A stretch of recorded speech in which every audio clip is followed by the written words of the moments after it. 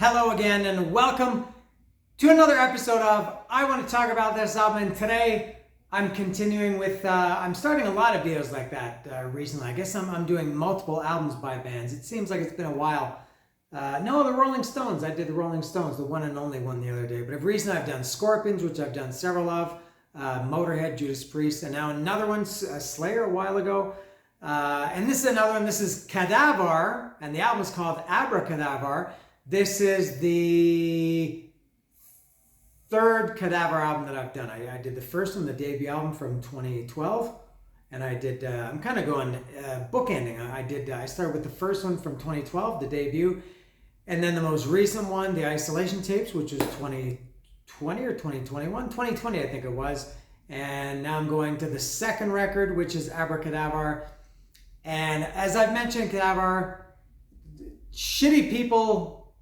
Great musicians, amazing band, one of my favorite bands, maybe my favorite band of the last, how can I say this? The last time that I felt this way about a band, a new band, before Kadavar was like Pearl Jam in like 1991, something like that. So Kadavar is a big band for me. And this one especially, here it is, Abra Kadavar. This is a big one for me because this is the first one that I heard. It's their second record. It came out in 2013.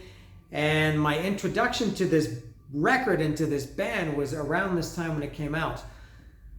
I want to say what happened was they announced a tour. It was going to be Scorpion Child, and I love that first Scorpion Child, and the next one too. Scorpion Child, Kadavar, Mothership, and a band called Gypsy Hawk. I feel like there may have been one more band. Was it Orchid or The Shrine? Horizon? No, I think that was later. I think it was Scorpion Child, Kadavar, Mothership, and Gypsy Hawk, let's say, and maybe one more.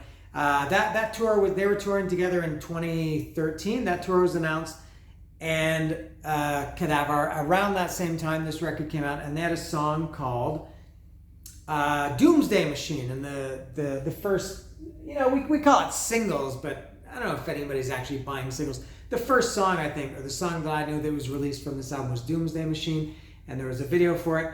And I remember very well reading about this tour on Blabbermouth, of all places, this tour. And I liked the name Scorpion Child, because right away I recognized it as Dynamite Lover, Scorpion Child, the lyric from Little Devil. Yeah, it was Little Devil by The Cult, and I love that album, love that song. And so the name of the band, Scorpion Child, drew me in.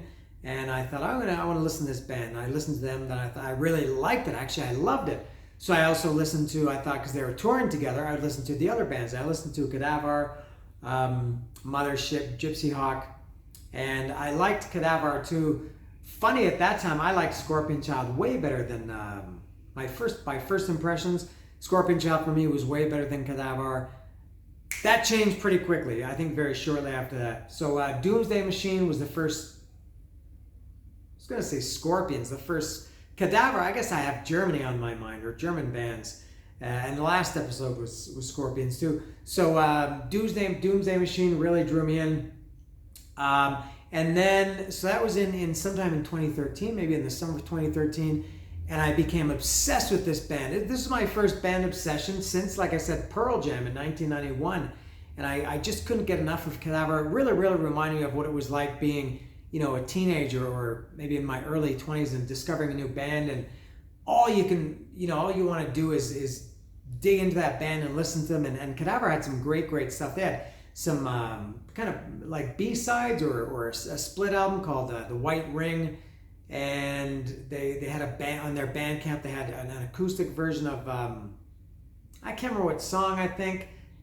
And also I think there was an instrumental version of a song called Living in Your Head, which was a single, non-album single from the first record. I'm getting way off track, but just everything about Kadavar, the logo, I still think they have one of the best logos ever. I got a modified version of it tattooed on my leg right here. Instead of the Kadavar logo, it has my name, Delaney, same number of letters. It's got the A in the middle. It fit perfectly. And I thought, oh man, I love this band. There's no way they're ever going to come to Mexico. And then I think some people at this point would say, lo and behold, and I hate that term, so I'm not going to say it. But and then all of a sudden, Kadavar announced that they were coming to Mexico as the opening band for Wolf Mother. And I had no interest in Wolf Mother.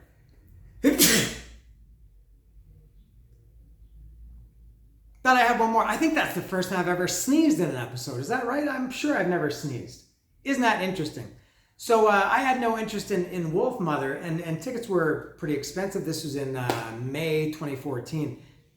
I thought, I don't know what I should do, man. You know, this is going to be my only chance to see Kadavar, but they're going to play, you know, like 7 or 8 songs and opening for Wolf Mother, and I don't care about Wolf Mother.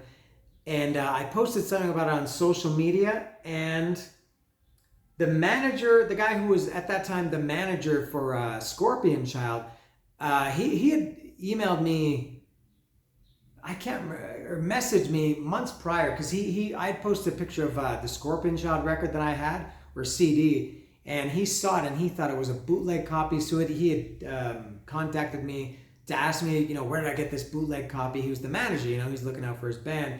And so we became, you know, friends, at least friends online. And so I posted, man, I can't believe Kadavar is coming to Mexico City, and should I go, and blah, blah, blah. So he sent me a message and said, you know, my friend is the manager, or the tour manager of Kadavar. He said, I'm going to put you on the guest list. Just go, don't worry about it, have a good time. So he did, and I went. And then what made it even better was, so they played that show opening for Wolf Mother on this tour. This was May 2014.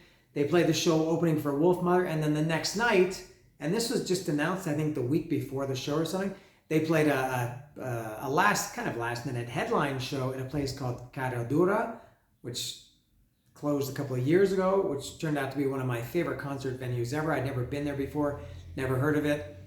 And that remains, big moment coming up here. That Kadavar show, which was the night after I saw them open for Wolf Mother, was at Kadavar. It was, I think that place held about 150, maybe 200 people. Very, very small place, really cool. And here's the big thing. That remains one of my favorite concerts ever. And I've been to hundreds and hundreds of concerts in the last 40, it was April 25th, 1984. So it has been 40 years that I've been going to concerts.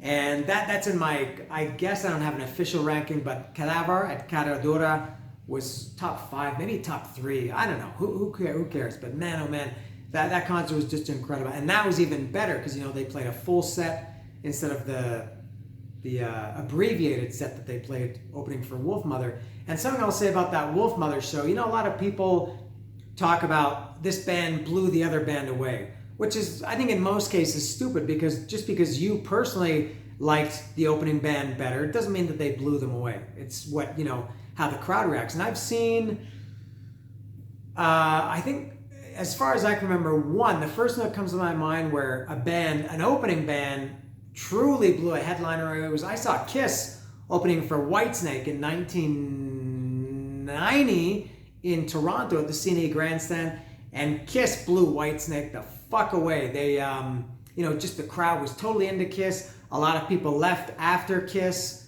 Oh, maybe another one is Pearl Jam opening for Neil Young. Yeah, that's a little bit different, but Pearl Jam got an incredible reception opening for Neil Young. So Kiss opening for Whitesnake. The crowd went crazy for Kiss, pretty dead for Whitesnake. A lot of people left, including me. Actually, I left for both of those before the headliner finished. I left early after I saw Pearl Jam. I did see some of Neil Young and then left, and then saw some of Whitesnake and left. And anyway, so Kadavar, I really feel that they blew Wolf Mother away, and I left early for that one too. And I'm not like one of these cool people that, you know, I've seen the opening band and I don't care about the headliners. But at least for this one, it was getting late, and I would have missed the last metro or train or bus coming back home. So yeah, Kadavar, the crowd was just fucking crazy for Kadavar and just kind of lukewarm. I don't know if anybody left, but the crowd was way more into Kadavar than they were for Wolf Mother. So that is my my Kadavar, at least for this album history. I also do have the CD of this, and this one has a bonus track called The Man I Shot that I'm pretty sure the record doesn't have. Yeah, the record doesn't have it.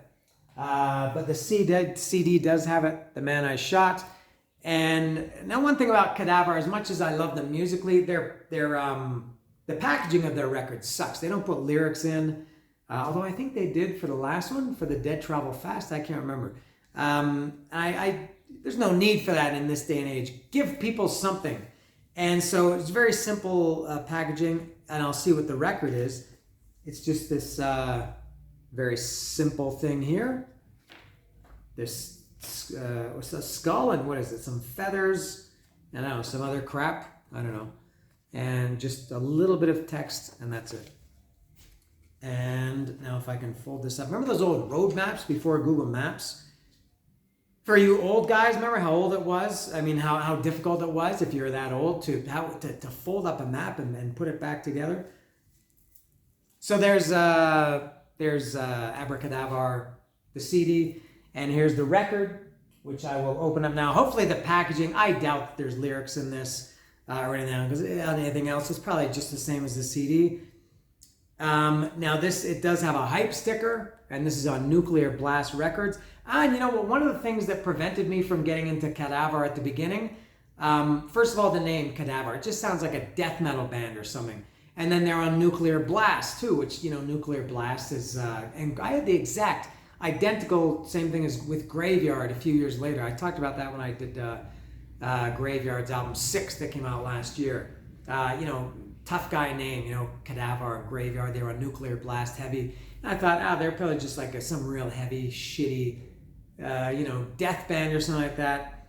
And that kind of turned me off. And then it turns out that they're fucking awesome. Kadavar, for me, much more so than Graveyard. So I'll open this up. I think I've talked long enough.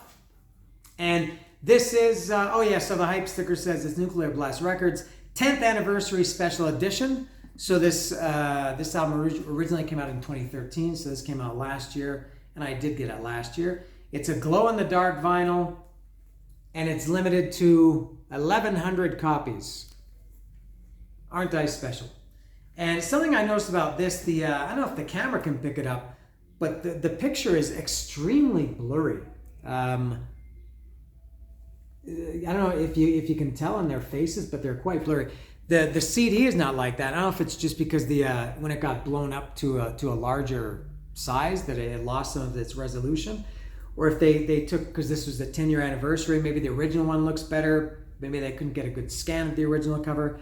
This one looks sharp, but this 10th anniversary edition, it's quite blurry, very, very blurry.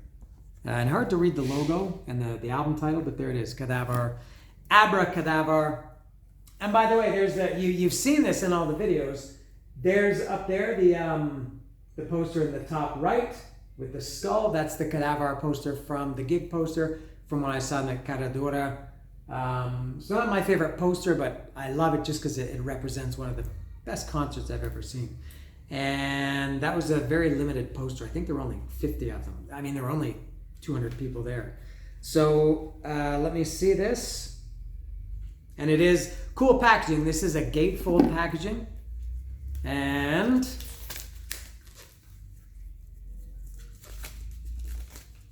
I'll open it up and see what this, I don't have any glow-in-the-dark vinyl. I guess I should listen to it at night and watch it going around like this in the dark. All right. Yeah, man, really blurry. It's even more obvious now that the saran wrap is off. Lupus, who's this handsome guy here, he's not bad, but this is Mammoth and Tiger. Yeah, they have silly names. They're out of focus. I don't know if it's because of the depth of it. I don't know. What about on the CD? Do you ever kind of want to go like this just by instinct, you know, to tangible things, to zoom in? I've done that or caught myself almost doing that. It looks okay on here, but again, I'll say it, blurry. All right, let me open this up. The record is in the middle. The record is not inside the sleeve. And let me put that down. So here's the gatefold. And yeah, that's it. No, let me see if there's anything inside. I think not. Just a minute. Dead time. No, nothing inside. Nothing inside. So yeah, same as the CD. And here's the glow-in-the-dark vinyl. All right, I'll take their word for it that it's glow-in-the-dark. It's, I mean, I can't tell. It just looks kind of like a opaque, something like that. Like what did I do recently that was like this? I can't remember. All right. Now, something else about this album.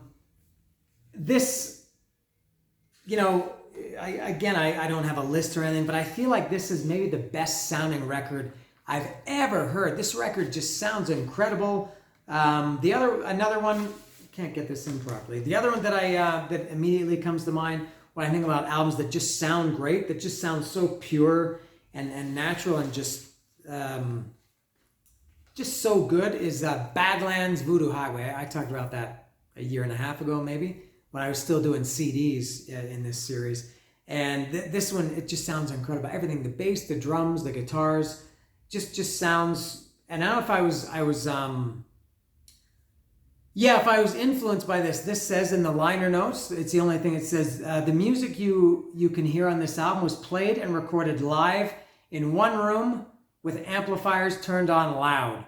The vocals and additional instruments on Liquid Dream, Rhythm for Endless Minds, and Abra, Kadavar, as well as some of the guitar solos, were overdubbed. Yeah, and it sounds like that. Again, I don't know if I would have picked up on that had I not known that, but for whatever reason, is there another song missing here? Oh no, there's 9. One of the best sounding records ever. And maybe I didn't make it clear. I love this record, man. Oh man, this is such a fucking great record. Yet it's not even my favorite. I still have 3 Kadavar albums to talk about. One of those is my favorite. I talked about the first one in Isolation Tapes. Not one of those is my favorite, but another one. So you can, again, place your bets. I'll get to that album eventually. But man, oh man, I can't say enough how much I love this album musically, and also for what it got me into. It got me into so many bands of this. For me, I'm an old guy. I was 43 at the time, and this got me into new, the stoner music. This got me into later Orchid and The Shrine and Horizont and Radio Moscow, and who else? Some Mexico City bands. So this album was not just great musically, but a very big had a very big impact, very influential on the music that I would listen to for the next, I guess it's 11 years now. So going through this track by track now, and I don't need notes for this because I know this album very, very well. I hope I can remember, and I did listen to it today. I hope I can remember what I want to say. The first song is "Come Back Life." And I don't know. I always talk about what song is my favorite. This is, we'll say for now, it's my favorite. It's the first song. Very, very melodic. It's something I love about this song. It's got the vocal melody follows the guitar. That's me singing the guitar, and then the vocal follows the same line, which I guess makes it easy to play. And I'm not sure if that's what happens when you play guitar and sing in a band. If you kind of write the songs that are easier for you, to play and sing at the same time. But your eyes, and I never learned the lyrics really, really properly for this because they weren't printed, but as well as I could. Your eyes still reflect the world that I call my own. Thrown in a cage, surround myself where I was thrown. Your eyes still reflect the world I call my own. It's very melodic, but very heavy, and the guitars just sound perfect. And I love the middle part of this. There's a real, fist banging part, kind of anthemic. Dun dun dun dun dun dun dun dun dun. Come back life, come back life, come back life. All is forgiven now. I'll take you back. Hard for anyhow. Let me go, let me go. I will forgive. Won't you forget? Something like that. And then the last. I'm a big Kiss fan, and everybody talks about how Ace Frehley's solos are so hummable and so melodic. Really, Mike Pratt, I'm talking to you directly, or anybody else. If you like Ace Frehley, and if you like Kiss and Ace Frehley's hummable guitar solos, listen to this one. It's at the end of the song. I feel like a lot of these songs, the solos are kind of like outro solos. The guitar solo in this song is, I feel like I want to say it's one of my favorite guitar solos ever. It's so melodic, so memorable, amazing solo. Love Come Back Life, fantastic song. Next, I don't need this. Next is Doomsday Machine, the one that I mentioned earlier. That was the first song I heard. This one is cool. It kind of bookends itself. The beginning, it's really fast, and then the rest of the song is more, slower and more driving. And then at the end, they kind of do a circle like this. They go back, and they finish it up like that. This is a real fist banger too. No, I was thinking "Come Back Life" again. What's the opening line of Doomsday Machine? I can't check it. You'll stay forever. I'm in my Doomsday Machine. Day has changed my destiny. It's a long way down. I can't remember. If I sang along with it, I would know it. But yeah, man, Doomsday Machine, first Kadavar song I ever heard. Love it. Crowd pleaser for sure. Next is Eye of the Storm. Eye of the Storm is I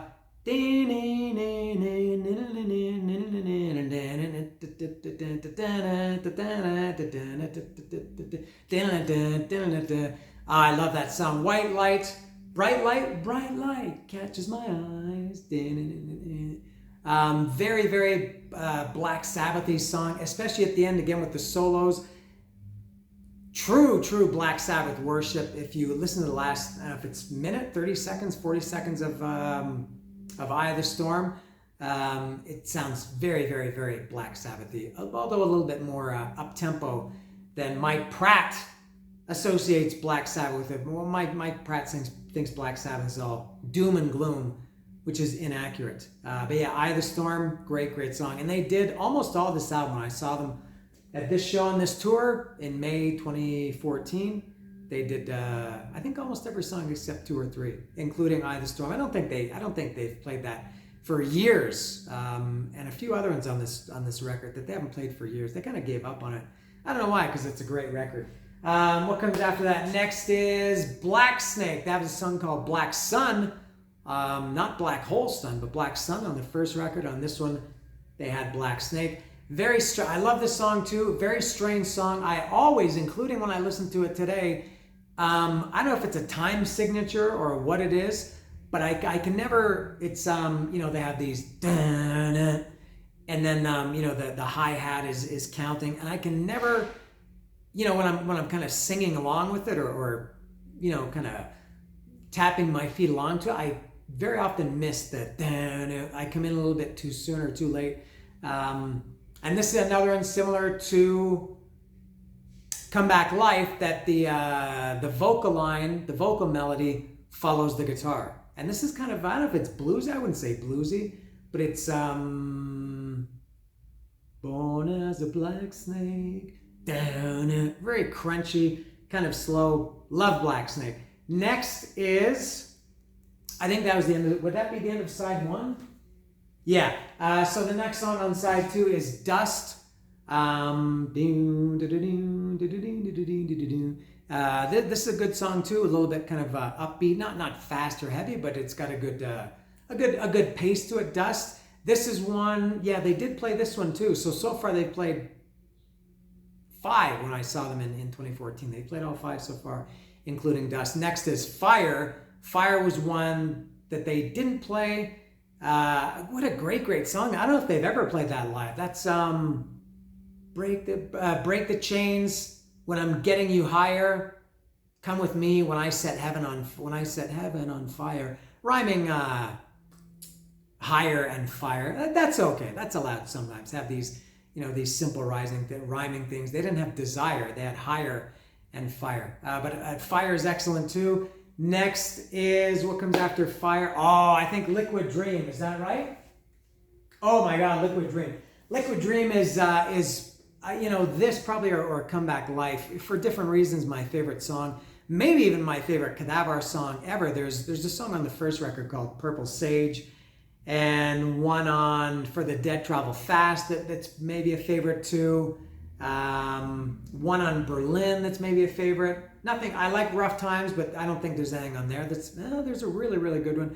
But let's say for now, Liquid Dream is my favorite song on this record, and top 3 maybe Kadavar songs. And they opened with Liquid Dream when I saw them at that Kadavar show in May 2014. And oh my God, what a fucking awesome song. Jesus Christ. it's just very, very, and there's an organ in there. It's very, very, very psychedelic. It's got this really kind of riff and organ driving it, this high-pitched organ, I guess just one note, kind of screaming through it. The blessed journey to the center of my mind. Again, I wish I knew the lyrics. Come and take a sip. God, how does it start? Let me take a sip of your liquid dream. In between. I want to see purple clouds moving in the sky. Oh man, Purple Dream is just incredible. Let me taste your liquid dream. I was conflating Purple Sage and Liquid Dream. Let me taste your liquid dream. Things are not the way they seem. Oh, amazing, amazing, amazing Kadavar song. Everybody needs to go listen to not just Liquid Dream, but this whole album and go through Kadavar's whole discography. Really, really, it's good. Next is Rhythm for Endless Minds. This is even more psychedelic than Liquid Dream. Much, much, much slower. It starts with acoustic guitar. Maybe, I don't know if there's not too much acoustic guitar on Kadavar records, but this starts with kind of just the intro is the intro of Rhythm for Endless Mind is an acoustic guitar, and then it's very slow and heavy and trippy, and it's got this weird synthesizer I think going through it, and it's a great song also. And then the last song is a little tiny bit of a disappointment. You may know how I feel about instrumentals, and especially in instrumentals, the last track. I feel like it's just like a tag on, you know. It's just like a coda, like, oh, we need one more, or it's kind of like an afterthought. And this one, Abracadabra. The album is called Abracadavar. The song is Abracadabra. Similar to, I just did the Scorpions in Trance in the last episode, and the last song was what's it called? Polar Nights? I can't remember. But the last song in Trance, it's an instrumental, and this one, Abracadavar, is an instrumental too. Abracadabra. It's hard to remember these, and it's a good song. As far as instrumentals go, I like it a lot. I just feel like maybe this would have been better served somewhere in the middle of the record, or maybe in the beginning. But when it's the last song, it kind of feels like, oh, here's one more just to finish off the album.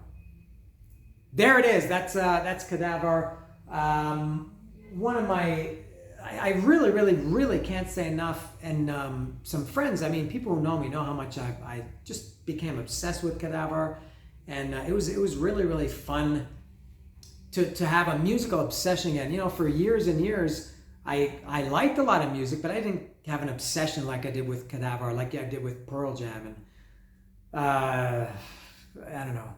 I'm not sure who else I did. You know, Kiss when I was a kid, and Metallica when I was 13, 14 years old. Oh man, Kadavar is just incredible. And I think they announced, and they work really fast too. They announced, I think it was around the end of last year, that they were working on a new album. I'm kind of surprised that they haven't said anything at this point, because they usually get they're German, you know how they are, very efficient. I have a feeling they won't be making an announcement before the end of the year for sure. I would even say, and I'm not basing this on anything, just pure speculation. I would bet in September, October, they're going to say something, announce a title, a release date, release a first single, a video, give an update, say that they finished it or something, and maybe the album will come out in early 2025, I think. And I hope they come back to Mexico. I haven't seen them now and they're one of the very, and I'm really rambling right at the end. They're one of the very few bands that I've seen in 3 countries. I saw them in I've seen them 8 times for such a new band. I've seen them a lot. I've seen them in Mexico City 6 times, and I saw them in Toronto, and I saw them in San Diego. I flew to San Diego just to see them. I flew to Tijuana. I have a friend who lives there. I stayed there for a couple of days. We crossed the border into San Diego, and I came back. So yeah, three countries I've seen Kadavar in. Who else have I seen in 3 countries? I can think of 3. Man, I don't know if there are any more. Maybe not. I think only 3. Kadavar is one of only 4 that I've seen in Canada, the US, and Mexico. And I'm talking a lot, and I'm talking very fast. I feel like I'm rushing. I think I'm just too excited. So everybody, and I never give recommendations, and I don't know if you would call this a recommendation or not, but really, really, everybody owes it to themselves, I think, to listen to Kadavar, and especially to listen to, well, my favorite Kadavar record, which I haven't talked about this, but in the meantime, until you know what that is, go and listen to Kadavar. This album is called, what's it called again? Abra Kadavar. Yes!